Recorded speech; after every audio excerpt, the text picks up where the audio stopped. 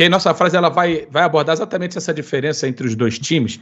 Queria que vocês tentassem interpretar não necessariamente a semana, os últimos 15 dias que vive o Barcelona, mas assim, o contexto atual vivido pelo Barcelona, que aí pode até entrar, quando a gente está falando dessa distância técnica, algumas semanas atrás, uma distância maior do que é hoje, mas o período que vive o Barcelona, com o período que vive o Real Madrid e com o que viveram aí nos anos que a gente fez no recorte da nossa frase. Vocês vão entender já já. Bota aí na tela, por favor, verdadeiro ou falso. Eu vou abrir com a Tati Mantovani, tá? E depois eu vou querer saber do Mauro, do Certezas, do Beckler, do VS e da galera que está no nosso chat e também aqui no Superchat aqui mandando mensagem.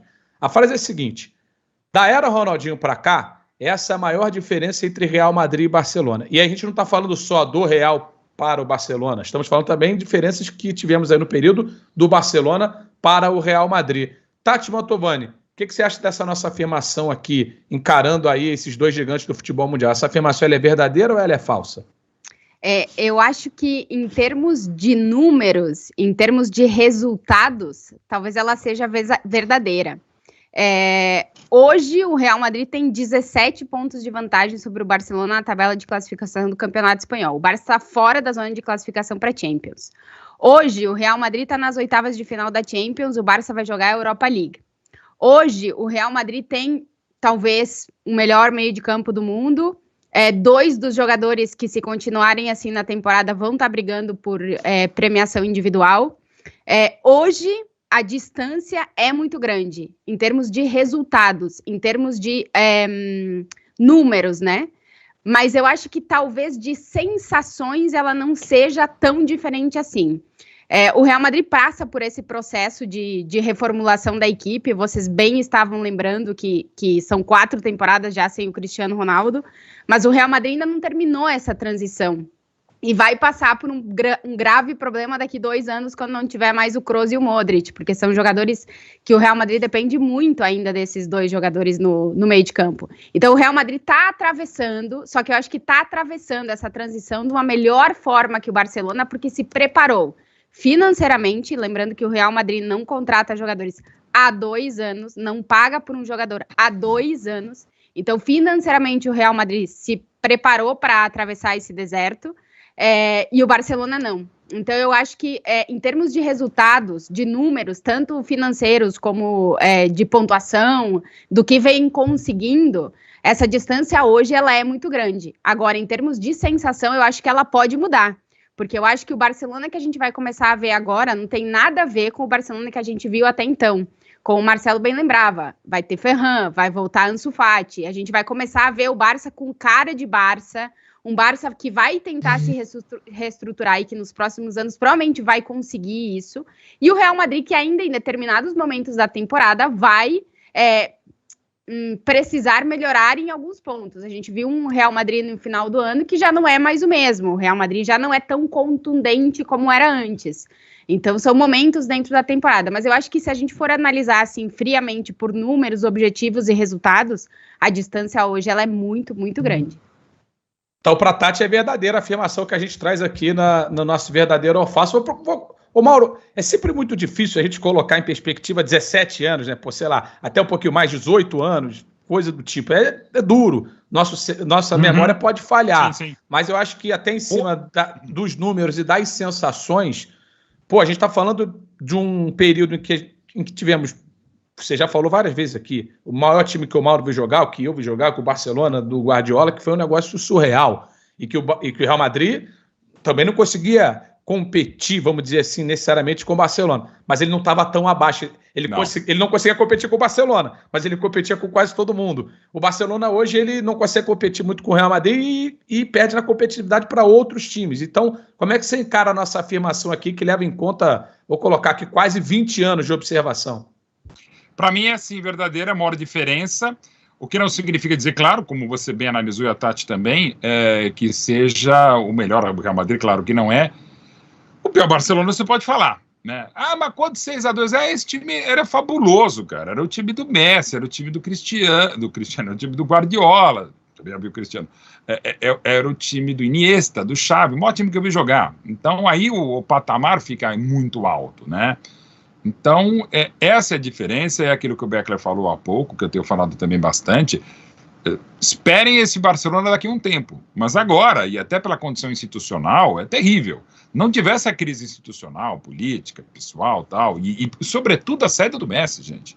Saiu o Messi como saiu, é quando o Pelé saiu do Santos em outubro de 74, quando foi não tão longe, né? Cristiano Ronaldo agora no Real Madrid, claro, com as diferenças, cara. Quando o Di Stéfano se aposentou, para ficar aqui na história, Puskás, Kubala e tantos grandes nomes, enfim. Mas o Messi é o maior de todos, do Barcelona, né? E convenhamos, o Cristiano Ronaldo já saiu há um tempo, 2018, se pagou pelo azar o que não foi, o Vinícius Júnior não é o Cristiano, não vai ser, mas já está ótimo e continua com o Benzema monstruoso, né?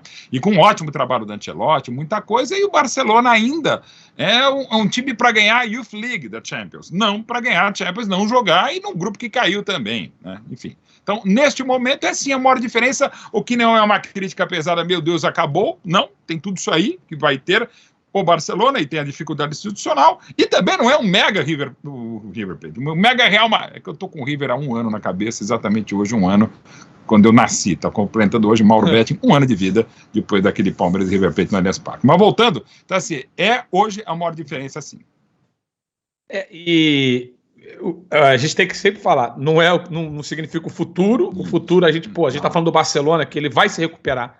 Quanto tempo vai demorar para se recuperar? Talvez seja mais breve do que os mais pessimistas achavam, pode ser que demore mais do que os otimistas acham que vai demorar. Tem várias coisas que podem acontecer daqui para frente, mas a gente está tentando fazer um recorte, Marcelo Beckler, desse período, né? Do período que a gente está vivendo. E porque agora estamos falando do Real Madrid com distância para o Barcelona. Já houve momentos, e nesse período aí de quase 20 anos, muitos momentos em que o Barcelona tinha uma distância para o Real Madrid. Em algum momento foi uma distância tão grande quanto essa? O que você acha da frase, Marcelo Beckler? Não, para mim é falso. A gente está falando de um muito bom Real Madrid de 6 meses, né? Time que não ganhou nada na temporada passada, está jogando bem, eu acho que está se metendo entre os favoritos da Champions, o que para o Real Madrid nunca vai ser um intruso, porque é o maior campeão do torneio, mas assim, no início da temporada, se colocavam os ingleses mais Bayern, mais Paris Saint-Germain, o Real Madrid, para mim, hoje é mais favorito que o Paris Saint-Germain e tal. Então, assim, é um time que, por mérito, está se metendo entre os favoritos da Liga dos Campeões, mas é um time sem bagagem de títulos nos últimos anos. De 3 anos para cá, ganhou um título. Então, não é um super Real Madrid. É um muito bom time, com momentos encantados de Modric, de Militão, de Vinícius, de Benzema, de Courtois, de muita gente jogando bem. Mas, cara, entre 2009 e 2015, o Barcelona foi no Bernabéu, fez 6-2, o Real Madrid do Mourinho veio no Camp Nou, tomou 5-0, o Barcelona fez 4-0 e podia ter sido mais, e com o Messi machucado, entrando no segundo tempo. Teve um 4-3, teve 3-0, tiveram bailes e aulas de futebol do Barcelona em cima do Real Madrid. O Real Madrid não era tão ruim, entre aspas, como esse Barcelona de agora, porque acho que ficar falando que os caras são ruins, não sei o quê, água de salsicha, eu não gosto muito dessas coisas, mas o Real Madrid não esteve em baixa como o Barcelona agora, mas o Barcelona era um dos melhores times que o futebol já viu.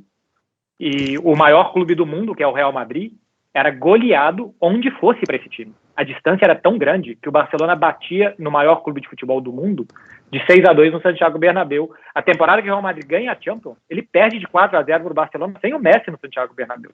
Isso é muito grande. Então, para mim, a diferença já foi maior, porque o Barcelona tinha muitos mais méritos do que tem hoje esse Real Madrid, que ainda não é esse super time todo. E o Real Madrid, por outro lado, era bom time naquelas épocas, que não esteve tão em baixa como o Barcelona de agora. Mas quando iam jogar os dois, a gente viu uma diferença tão grande dentro de campo, que hoje, mesmo nessas 5 vitórias do Real Madrid em cima do Barcelona, a gente não viu. O Real Madrid veio aqui e teve uma dificuldade tremenda para ganhar de um mau Barcelona. Serginho Dest perdeu um gol sem goleiro com 25 minutos do primeiro tempo. 6 minutos depois, o Alaba fez um gol, um chute de um centroavante, um dos melhores do mundo. E quase que o mal Barcelona empatou no segundo tempo contra o Real Madrid. O segundo gol do Real Madrid sai de uma bola que o Piqué vai finalizar, o Coutinho chega antes, eles meio que trombam na marca do pênalti, os dois, e sobra um contra-ataque, o Real Madrid faz 2-0. Então, assim, são 5 vitórias seguidas, mas que não dão a sensação de domínio que aquele Barcelona de 2009, 2011 até 2015 dava quando jogava contra o Real Madrid. Assim, o ponto mais baixo dos dois times nesse período todo é esse do Barcelona agora. Acabou de estragar a resposta que eu não sei mais o que falar agora. Agora eu tô com uma dúvida cruel na minha cabeça. Porque assim, o ponto mais baixo desses dois times no período é esse Barcelona agora. Ok. O ponto mais alto desse período também foi do Barcelona, nesse recorte aí que o Marcelo falou.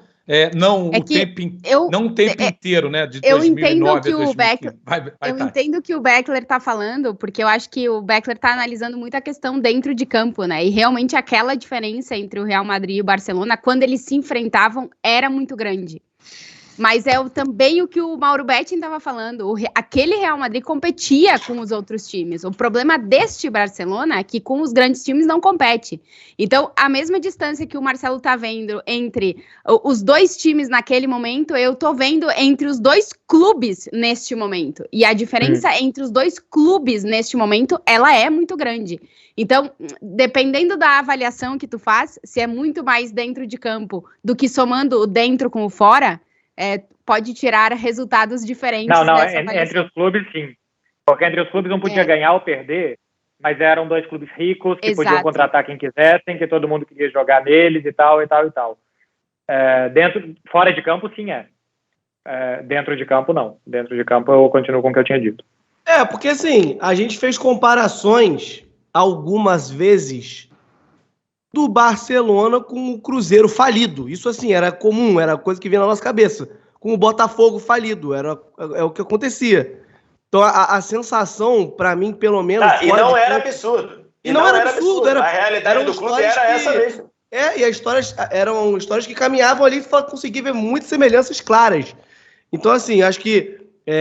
eu tô com a Tati. Eu acho que dentro de campo, de fato, tinha baile de futebol, mas a sensação que passava pra gente fora é que podia acontecer um ou outro.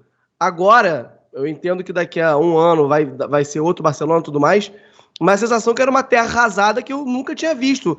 O patamar do Barcelona muda na cabeça de quem assiste futebol. Fala, cara, o Barcelona tá passando por isso, é uma coisa que era muito inimaginável pensar. Então, por conta disso, eu voto verdadeiro também. Mas tem uma característica... Mas tem uma coisa aí... Diga, Beckler. Tem uma coisa aí sobre essa questão econômica para a gente comparar com os grandes do Brasil, né, Cruzeiro, Botafogo e tal, que Cruzeiro, Botafogo, eles perderam muita grana. Eles ganham pouco dinheiro hoje. Cruzeiro, especialmente, 3 anos na segunda divisão e tal. O Barcelona ainda é o clube que mais ganha dinheiro no mundo. O Barcelona ainda tem o maior patrocínio de camisa do mundo, o maior patrocínio de material esportivo do mundo, o estádio com maior potencial e o museu mais visitado de clubes do mundo e o maior estádio da Europa. As maiores cotas de televisão do mundo ainda são do Barcelona. O problema é que os custos dos últimos anos foram inimagináveis. Assim, o Barcelona não chegou a ter custo de 1 bilhão e 400 milhões na última temporada. Então agora, quando você sai Messi, sai Griezmann, sai Coutinho, salários muito mais baixos, e você para de gastar dinheiro como estava fazendo, e continua ganhando muita grana, a retomada é muito mais rápida do que os dos grandes clubes brasileiros, né? Ontem o Ronaldo estava falando lá que o Cruzeiro tinha uma receita de 90 milhões para esse ano e já gastou 60. E do ano que vem também já gastou 70% da receita que vai ter para 2023. Isso no Barcelona não acontece. Mas sim, quando essa diretoria assumiu, não tinha dinheiro para tirar xerox colorido. Estava nível futebol brasileiro. Só que quando você ganha 800 milhões de euros por ano, fica muito mais fácil de se reerguer. Mas o xerox colorido é caro também, viu? Não tá barato, não. Dinheiro. É um dinheiro firme. Sabe o que vai acontecer? Mas assim, que esse time... Diga, Vitor. Não, só ilustrando o que falou o Marcelo Beckler aí de receitas, eu coloquei um vídeo lá no meu Instagram do Ronaldo dizendo que a receita, o orçamento do Cruzeiro para 2022, o orçamento de receitas do Cruzeiro para 2022 é de 60 milhões de reais. 60 milhões de reais. Assim, um clube do tamanho do Cruzeiro, você pegar os clubes, né, mais ou menos do mesmo patamar do Cruzeiro, tem receita de no mínimo 400 milhões de reais. No mínimo 400 milhões de reais. O Cruzeiro ele vai ter aí, por essa projeção, 8 vezes menos do que um clube do tamanho dele de receita. Isso é muito grave, pensando no médio prazo, né? É muito grave pensando no médio prazo. Lembrando que o Cruzeiro está no 3º ano na Série B, né? Então, assim, e nada garante que vai subir, né? E vai ser mais um ano de luta ali para tentar subir para ir no 4º ano de Série B. A gente normalizou o time grande na Série B agora. Mas, 3 anos é um negócio inimaginável também. Assim como pensar que o Barcelona poderia ter essa derrocada inacreditável. Como o Barcelona não poderia ter margem para contratar um jogador, né? Como era o caso. Exatamente. Só que o que acontece, né? E dentro desse período que o Vitor vai analisar agora a nossa afirmação, né? Antes, a galera deixa o like também, tá? Quase 14 mil pessoas por aqui. A gente tá batendo agora 3.600 likes. Então, se você não curtiu o vídeo ainda, deixa o seu like aqui, por gentileza. É que esses times, mesmo em baixa, vão conquistar títulos, como o Barcelona em baixa conquistou título na temporada passada, como o Real Madrid, em momento não tão bom, conquistou título também, e esses times vão conquistar, porque são times que, de alguma forma, ainda conseguem levantar troféus aí, pelo menos uma a cada 3 temporadas, na pior das hipóteses. E aí, o Vitor Sérgio, cabe você também analisar. Até agora, nós temos a Tati, o Mauro e o Certezas encarando que a afirmação é verdadeira. Para o Beckler, a afirmação é falsa. Estamos analisando a diferença entre os dois times, clubes, período total aí, vocês botando no liquidificador que vocês quiserem, para analisar a diferença entre essas duas equipes no momento. E aí, VS? Quando começou a estafeta, eu ia fazer a pergunta, assim, se eu fosse o primeiro, eu ia fazer a pergunta, se valia só do Real Madrid para o Barcelona ou valia também do Barcelona para o Real Madrid? Então, valendo aí, depois as respostas ficaram claras, e aí eu acho que é falso junto com o Marcelo Beckler. Dentro do campo, eu acho que a diferença do Barcelona para o Real Madrid já foi muito maior. Assim, você tinha ali um Barcelona que era o melhor time do mundo e que ditava o ritmo do futebol mundial, e que até nas vezes que foi derrotado, isso é muito interessante, né? Nas vezes que o Barcelona foi derrotado, e as maiores derrotas que se falam são para a Inter e para o Chelsea, a Inter em 2010, o Chelsea em 2012, o resultado derrotou o Barcelona. Mas o Barcelona caiu fazendo o adversário jogar do jeito que ele queria. Ele falou, eu vou te oprimir, eu vou te empurrar contra o seu gol, e você me eliminou, porque acontece, o futebol é assim. Mas o Barcelona jogou o que ele jogava. E você pega o 2010, o Barcelona e Inter, é o Júlio César fazendo milagre, tudo mais. 2012 é o Messi perdendo pênalti. Então, assim, até quando foi derrotado, o Barcelona foi derrotado impondo o que ele queria. Impondo assim. E até pro Real Madrid, né, VS? Até pro Real Madrid. Copa do Rei de 2011, que o Cristiano Ronaldo faz a vitória, aquele jogo não ter sido um 4-1 pro Barcelona, é uma obra do acaso daquelas. Perfeito, exatamente. Então é isso, assim. Até quando ele era derrotado, ele era assim, eu posso perder, mas eu vou perder jogando do meu jeito, imprimindo o meu jogo, mostrando para todo mundo que ninguém consegue ir para trocação comigo.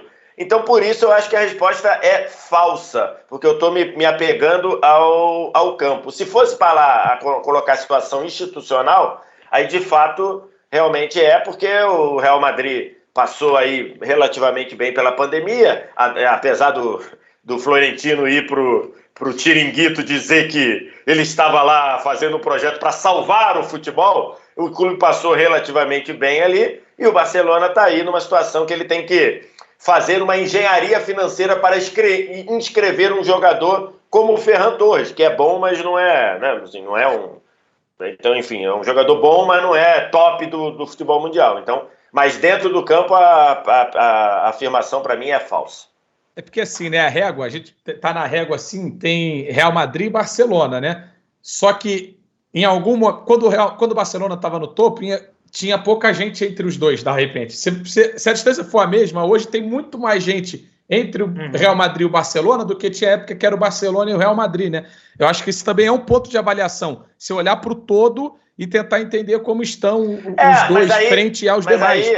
Mas aí a gente vai cair naquele debate que eu nem sei, até o Beckler e a Tati poderiam dizer, se esse debate aconteceu na Espanha, porque na época que o Barcelona e o Real patrolavam o Campeonato Espanhol, ganhavam com muitas coisas, os outros times eram bons a ponto de ganhar a Europa League, a ponto de ir para a final de Champions. Só que os dois eram muito melhores que os outros, né? o Real e o Barcelona eram tão melhores que os outros na Espanha e na Europa. Vale lembrar, você tem um período de 10 anos ali, que 8 títulos europeus foram... Perdão, você tem um tempo ali de 10 anos que 7 títulos europeus ficaram com Barcelona e Real Madrid. Então, assim... Ele não dominava a Espanha, ele dominava a Europa. Os dois não dominavam só a Espanha, dominavam a Europa. Mas os outros eram ótimos times. O Sevilla ganhava a Europa League, o Atlético de Madrid decidiu 2 Champions, ganhou a Europa League, o Bilbao, quer dizer, não pode, o Atlético de Bilbao decidiu a Europa League, né? O Villarreal ganhou. Exatamente.